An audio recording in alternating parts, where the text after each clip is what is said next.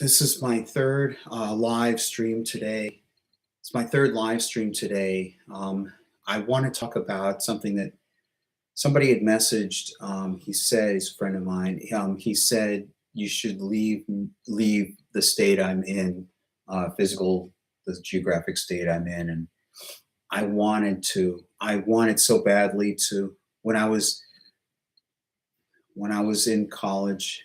In fact, when I was in middle school, to calm down. When I was in middle school, well, when I was in elementary school, as I told you in my previous two live streams, mainly my first live stream, I was enamored by television and film, and then I wanted to be a part of the television industry. I wanted to be a part of the industry that was making the stuff that I was watching and enjoying on TV. And I remember Jim Henson and George Lucas and Steven Spielberg were my inspirations. I loved what they did. I particularly loved Star Trek and Silver Spoons and the Charmings and Alf and Give Me a Break. And I don't know, all of these different TV shows. And I wanted to be a part of that. And when I was going through school, I felt that I had a direct future, and I didn't know whether anybody else had a future set or career plan set. But I remember I was writing in elementary school. I was writing stories and scripts, small scripts, short scripts, and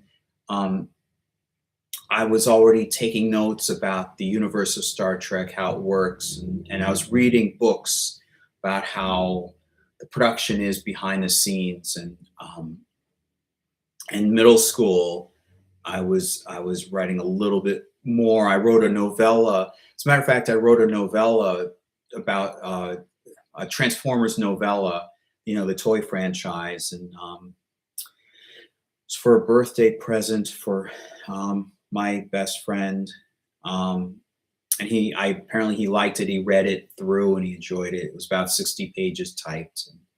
And in high school, I went on to write scripts for TV shows, send them to production staff, and I just couldn't get in. I didn't live in Los Angeles nor New York, but really it's Los Angeles that I really needed to be. And it's like I've been penalized based on where my mom happened to move. She was living with my dad in Massachusetts, and then because she went to MIT, show you how smart my mom was. My mom, my pedigree. My mom went to Cornell as an undergraduate, regular college, and then went to Yale, and then went to MIT. And she worked on the first computers, the ENIAC, and she got straight A's. And before that, even before Cornell, she went to Bronx High School of Science. You have to take an entrance exam to get in. And her brother did the same thing. They both got in. And when she was in somewhere in MIT, I guess, like when she was in Massachusetts, she met my dad, because he was had an office. He was a member of Mensa, and her brother, who was a member of Mensa, encouraged her to go in. So she finally got in. That's what she told me anyway. And so I was born from that. And I remember I was born in Boston, and then she apparently she took me. She left my dad and she took me. They're both deceased now. I guess I can tell this, but and I wanted to write more about this. In fact, I wrote a memoir. It's up on Amazon. It could be written better, but I've had other life distractions, and it just seems like whenever I get to building something creative and establishing something pushes me back. But Amazon, I just want to go to sleep right now. I just want an excuse like 5 o'clock. I just want an excuse that I want to escape this. Um, Gee, my typewriter keys are darker. I just realized that. I have to wash them, like clean them off. But anyway, see how, oh, well, I guess that's dim. Anyway, all right. I guess viewers have already turned off by this point. But I'll go on with my story.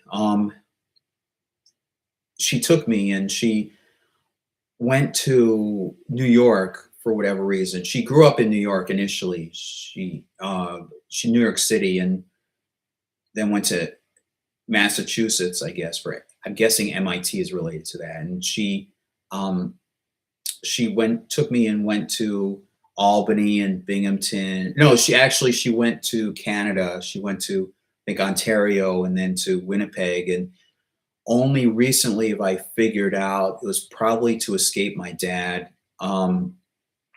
And then I I remember I went under a different last name, went under Egan. She said she told me that she had found it randomly in a phone book, last name, and for whatever I didn't question at the time for whatever reason. I remember Egan because she taught me how to spell it, and then magically went to we went out of Winnipeg and we went to Albany and Binghamton there somewhere. And I guess she was looking around for work, and then we settled in Liverpool, New York, and that's where I grew up, somewhere in second grade. Um, from then on, I've been living in Liverpool. I guess no bones about mentioning it, being public about it. Um, so that's where I had been, and I guess that's where I'm stuck for the rest of my life. Um, and my mom and I had a very close relationship. She was very encouraging. She was smart, and I was smart, and I was able to share ideas with her and converse with her at a high level. And that's something that I didn't have with classmates in my school. There was like a barrier, a social barrier. I just couldn't relate to them. It's not that I was antisocial or anything. I didn't have the skills to be social. Um, they just seemed to be interested in other stuff, and they just, I don't think they really understood me, or they didn't try or whatever. And um, but I got along well. I mean, I talked with whoever talked with me. I got along. I had a nice friend in school, and I kept up with a close best friend from the other school that I went to. I moved schools during fourth grade. No, yeah, during fourth grade, beginning of fourth grade, I moved schools from one zip code to the neighboring zip code, and I kept in touch with my best friend from the other school. And sometimes I take a bus and um, visit him. And my mom didn't have a car, so taking a bus was a big deal. And um, yet it was only a few streets away. Um, I could get there in like maybe 20 minutes or something by car. But now I have a car for however long that lasts. Um, I feel like my life is over right now. Um, to be honest, I feel like my life is over, and I know suicide is not the answer. Um, but it's one of those times in the past 11 years that it just feels like I don't have a future. Um, I just want to be a part of a bigger life. And going back to what my friends said, I need to move out of New York. Um, I wanted to go to California. I wanted to go to Southern California. That's what I envisioned for my life. And I could hardly wait until the end of high school. I could move to a school in California, or at least I was just presuming that I would go on to go to college just normally, because it seems normal. Go to college after high school, continue on in a career in television, writing for television and creating television series. I have lots of TV show ideas. I don't know if anything would come of this. I'll just be open right now. I guess just for the record or something. I wanted to create a show about based on the Men in Black. It would be like I Spy. It would be two aliens undercover on Earth, and they're covertly protecting Earth from invasion by different aliens. And I had another idea like called Hollywood and Vine, where an out-of-work actress would be something like Laverne and Shirley. Unemployed Hollywood actress tries get-rich-quick schemes, something like Sergeant Bilko. Try not get-rich schemes, but try to get back into the fame and limelight again. And it's a funny scenario where there are two pals who she ropes her friend into going along with the scheme in this every week. And Chaota was based on a script, two-part script I wrote for Spin City.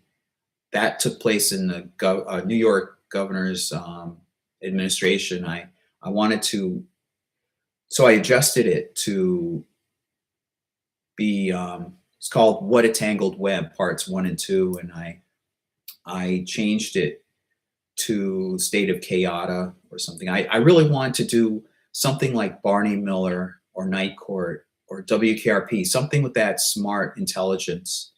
And I know how to write characters. I know how to write distinctive characters because I've seen these shows.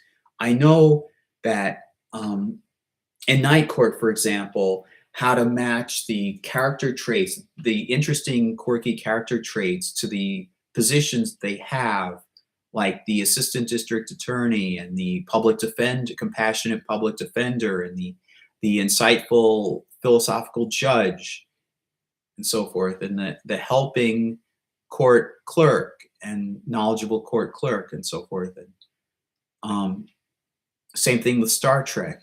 The engineer Scotty is knowledgeable about and fascinated by engineering, and Spock is intellectual and he's a science officer, and McCoy is very passionate about human emotional states and taking care of people. And I know how to write characters like that, and that's my life. That's like what I always envisioned breathing. Like I breathe this kind of industry, and I'll never be able to have that, it seems. And I never had a girlfriend, and I thought for a long while like I didn't have the looks for it. I wasn't attractive to girls, and that's why semester senior year, I at least tried. I felt like I wanted to reach out to somebody, and it was just it was emotionally, it was very hurtful what happened. And so I spent that summer before college just feeling like a zombie and just feeling hurt. Just my life was just had ended because it wasn't worth living after that point in high school. And I went on to college, and that summer, and I felt that I could still, after college, even though I wasn't living in Southern California at the time, I could move to Southern California. And then after college graduation, I earned 2 bachelor's degrees at the same time. It took me 5 years part-time, but I earned 2 degrees.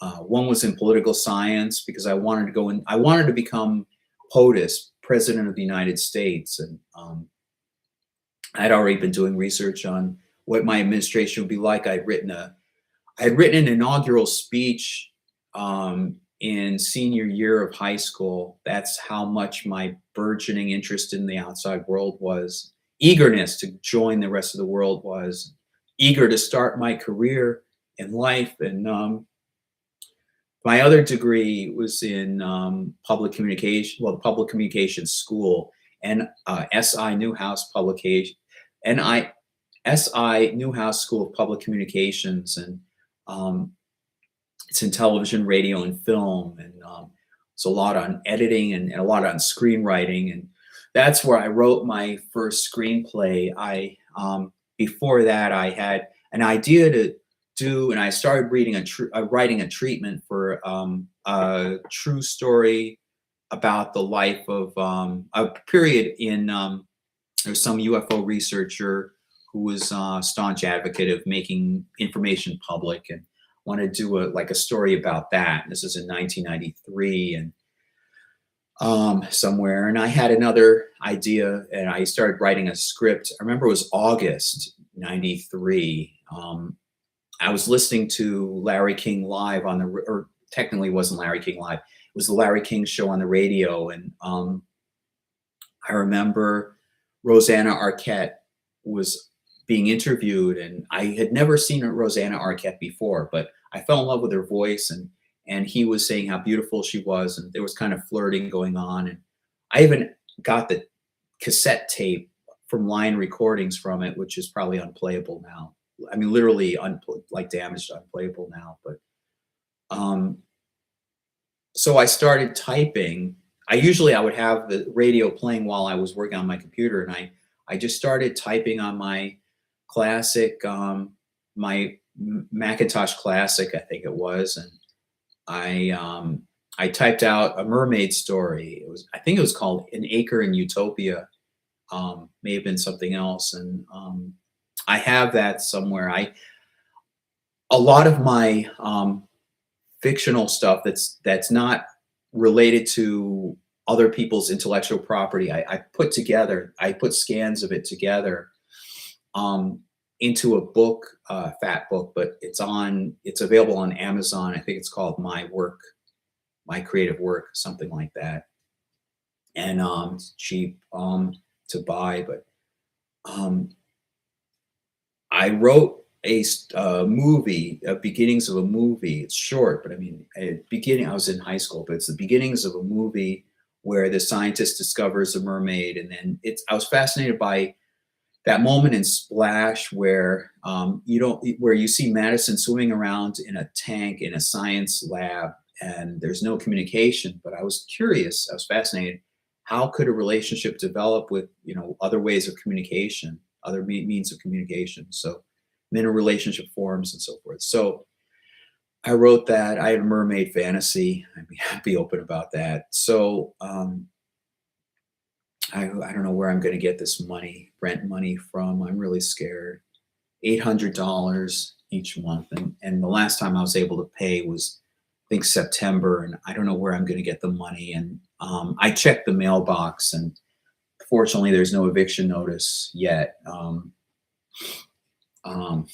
I'm really glad that the property manager, whoever it is, has been really patient. But I don't want to disappoint. I just don't want to disappoint anybody. I know I have a strong sense of merit and obligation, and I have a strong sense of conscientiousness.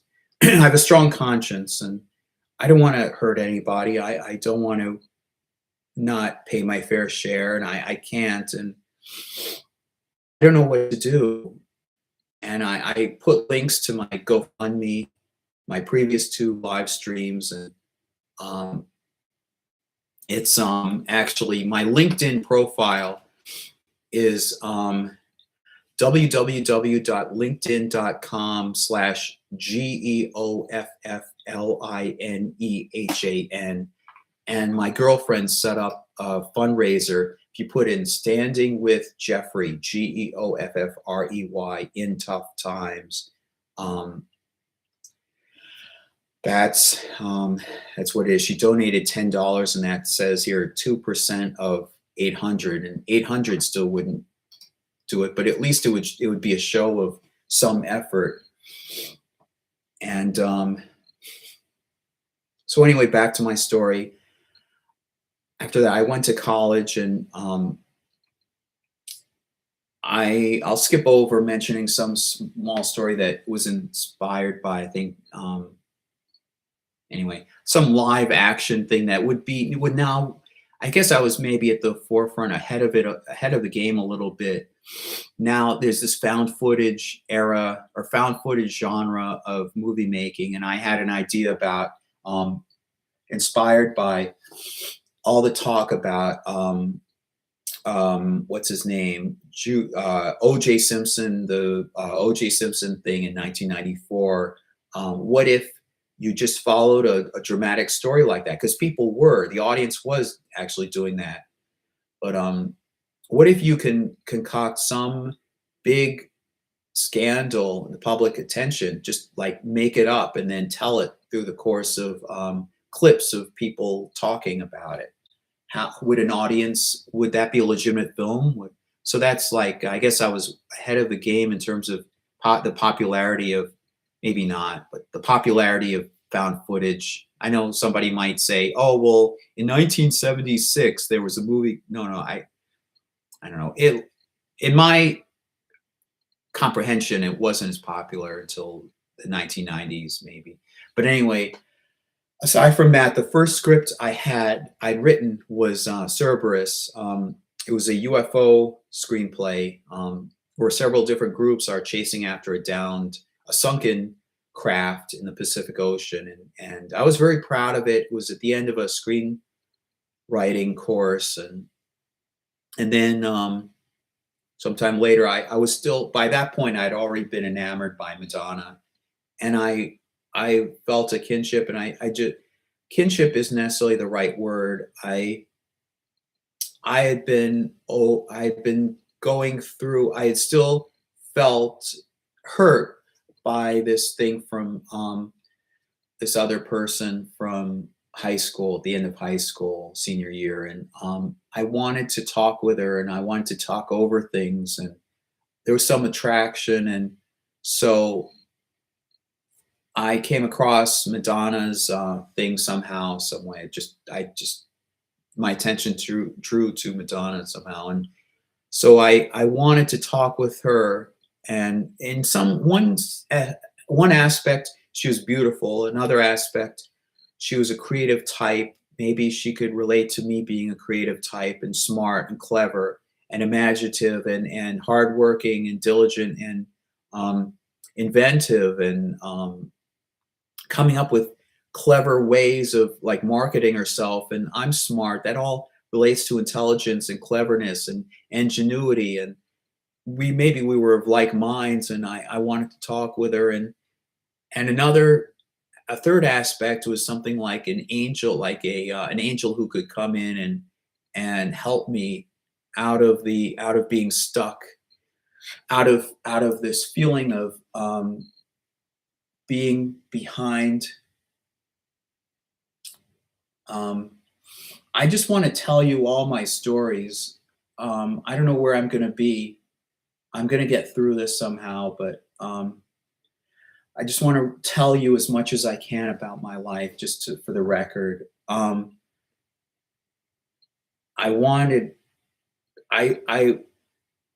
saw her as this third aspect, as being somebody who's in the industry, who's in that milieu, who could lift me out of this feeling of being stuck, watching everybody else, whereas I'm just as deserving as anybody else, of being in the limelight, of not just being in the limelight, but of capable of writing and being an artist, being a creative is what they call it, I guess, being a creative person, being a Imagineer, however you phrase it. And nobody hears me. Nobody, that strong feeling, nobody hears me. Nobody.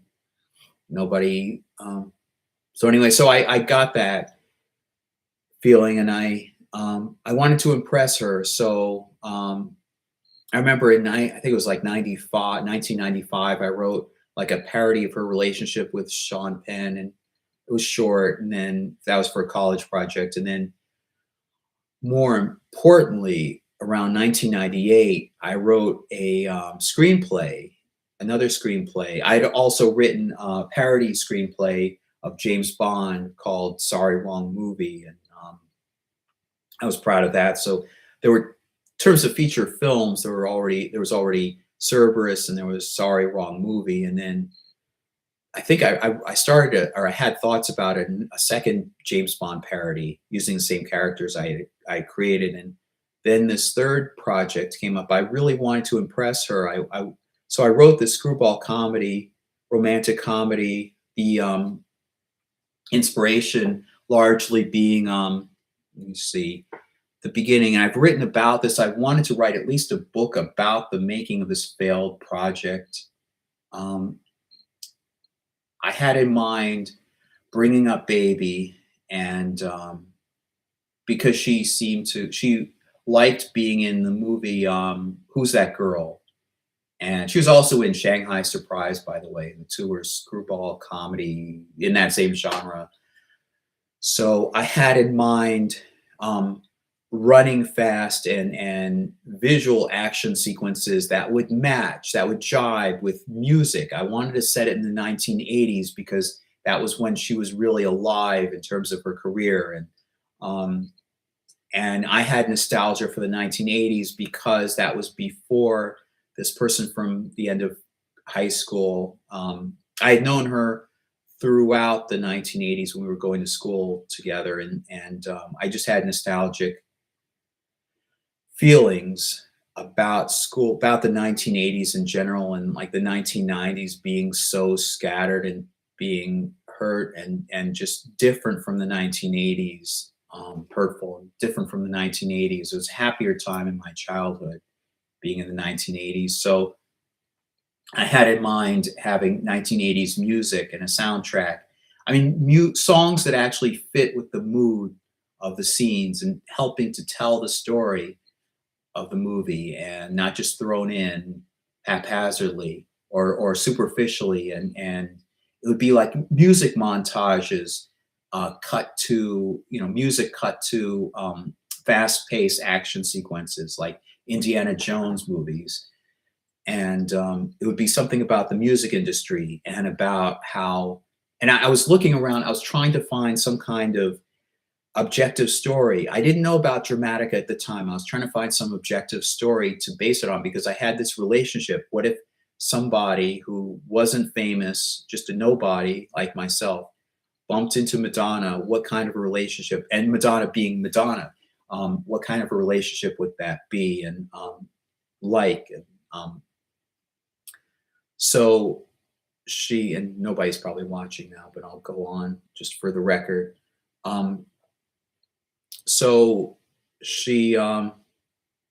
So I came up with Cyrano de Bergerac, and then I changed it. I kept some elements of Cyrano de Bergerac. By that point, I changed it to the Taming of the Shrew parody, and I already had in mind the idea of illusion and it being deceptive, because people would look at me and they don't see the creative soul that I am. They just see somebody out of work or somebody underemployed, or who's this nobody that's outside of our community, and they don't really see me. And I had this impression of like Madonna stripping down and him stripping down, like her playing towards her affinity for sexual innuendo, that if both strip down their superficial facades, that two people could really find some common ground, and a relationship could form. And I had that relationship, a good sense of that relationship. I just needed an objective story to put it into, and what people could call plot to put it into, and or premise. So I used the Taming of the Shrew, and I called it Manhattan Masquerade, and that she has to get to, and I still had Bringing Up Baby in mind, I loved Bringing Up Baby, and I wanted that vibe, but translated to the 1980s, and translating what they did in the 30s with that movie and doing the same kind of thing, putting it in the 1980s, where you'd have um, you'd have architectural styles of the 1980s, and you'd have clever costumes, eye-catching costumes, and you'd have lingo, and you'd have rapid, fast-pacing dialogue and smart dialogue and rapid-fire dialogue and clever, witty dialogue, and you'd have frustrated, sexual frustration and so forth, and like a screwball comedy. And that's what I had in mind. And then CAA rejected that, sent me a rejection letter around beginning of 2000, like January 2000. And so I was set back by that, but I continued on trying to learn about, I feel like I'm going to be evicted tomorrow. Anyway, then I felt so I watched film and TV over and over and over with a VCR, and then when DVD came out, I started watching, borrowing these movies from the library, over watching them and catching things and taking notes and so forth. And then 12 years later, well, actually, let me see, there was I reached out, I think it was on LinkedIn, perhaps. I knew I needed some kind of co-writer who's experienced that I can collaborate with in order to write the screenplay, because I knew it needed to be well done. I knew it needed to be well structured, because I had all these themes. By that point, I think I already had themes of Kabbalah in there, where going along with the idea of illusion, where you can have an outer garment and an inner soul, and don't be fooled by the outer garment, and imagination and the mind and so forth, and Kabbalistic themes. Nobody knows about Kabbalah who's probably watching this, but go research it, the authentic stuff. And I'm Jewish, and so it's right in my territory. I think I'm naturally, Kabbalah just naturally matches my perspective on the world, my world perspective. So I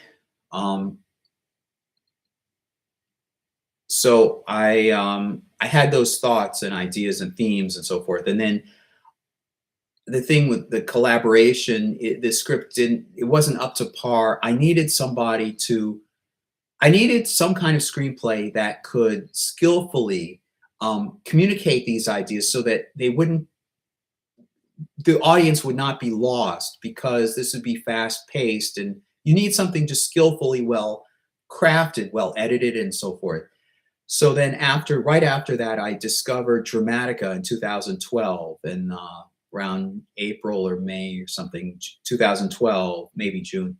And it's a screenwriting theory. It's a narrative theory. And I bought the software, and it really, really helped me. There's a huge learning curve you have to overcome, but I was fascinated, and I knew that was the right path. And so I studied that, and I just felt like I was trapped, and this is my way of getting my dreams heard. And I applaud my mom for being there. And when I would basically cry to her, and essentially cry to her, and say, I wish I were in Los Angeles, and I really wish I could make something. She was, and I felt stuck, and I didn't have a job for a longer period of time. And she would say, well, what about your stories? You're working on your stories, and they mean something to you. Those were her exact words usually. And oh, Jeff, you don't know how good you have it here, and you have a nice. She didn't say that, but she would say, you have a nice your own room and your bedroom, and you have your own comfort here. The park is nearby. And I really felt frustrated. I wanted to make something bigger out of my life. And I thought back to Madonna sometimes, well, frequently, moving to the New York City, and then I found out later she had some things kind of set up when she got there, from what I've read or heard. So it wasn't that dramatic, but I I've always felt like out of the milieu, out of not in the place where I need to be, and I just so anyway, so with Dramatica, so I learned I was painfully hurting. I felt really embarrassed personally that I wasn't developing the screenplay as fast as I as needed to be, and it's really embarrassing because I had these tools. It just took me some time to get to them, and screenwriting is really hard, really difficult. It's I put it right up there with sports in terms of being a sports figure, in terms of the competition, and the odds are stacked against you, and anything in the arts I think is like that. That's why I'm jealous of people who have made it to some degree in the arts, and especially with writers now who can't seem to write very well, but they somehow get on their stuff produced. And I was just about to work on that today when when the landlady knocked on the door and talked to me. So Madonna, if you're watching, um, this is what I hoped I could be able to share. And I hope that I could be able to show it to her and she would like it, she would appreciate it. And first of all, she would acknowledge how good it is, and she would say, I can help you. Let's get this moving forward. And I don't know how really personable she is, and in her heart. I'd like to think, sort of would fantasize that she was personable and she was compassionate and so forth. I don't know really how, whether she's open or self-centered, or just you know, into her own self, and or very compassionate and helping other people. I don't know really how she is, but my fantasy was that she would read it and she would acknowledge, oh, I know people who can help. Let's make this into something. So that would be a big boost to my career, and personally, I would finally get acknowledgement from somebody I really admired, just like Steven Spielberg and George Lucas and Jim Henson. So anyway, I guess I'm going to go get a bowl of cereal, and I don't really have anything to eat except nuts. I'm going to ask a friend if he can pay something for some food. But anyway, thanks. I'll talk with you soon.